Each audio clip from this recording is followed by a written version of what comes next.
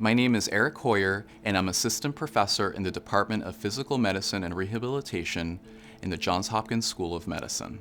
In addition to patient care and helping patients, I serve several roles in our department as well as in the hospital.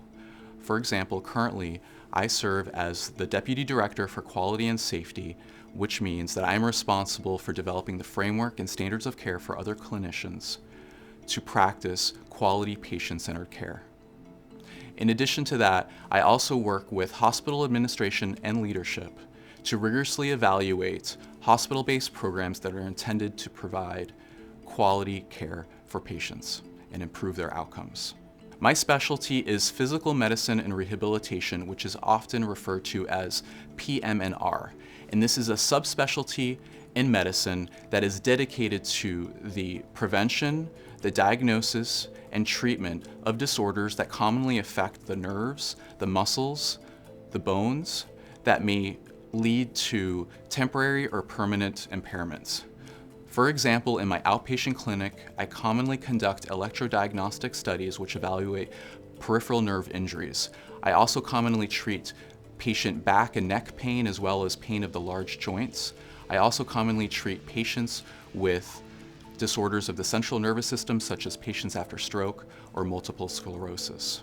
Why did I choose to get into PM&R? Well, there are various reasons. First of all, PM&R is a very new field, and there's lots of opportunities for exciting research. I also really enjoy that it's a very collaborative or team-based approach. I commonly have to work with physical therapists, occupational therapists, speech and language pathologists, as well as neuropsychologists to provide treatment plans.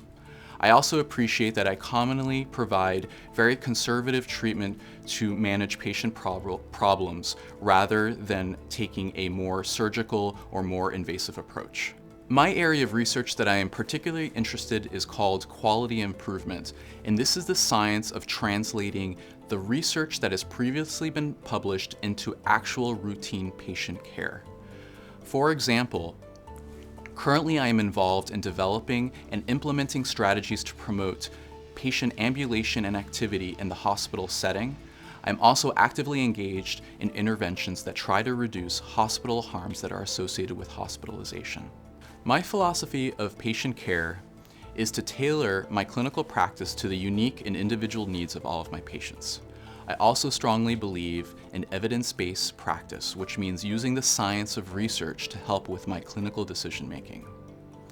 I also strongly believe that it's important for me to listen to my patients because they often have a lot of insight into their underlying problems, which can help for us to develop a successful and achievable treatment plan.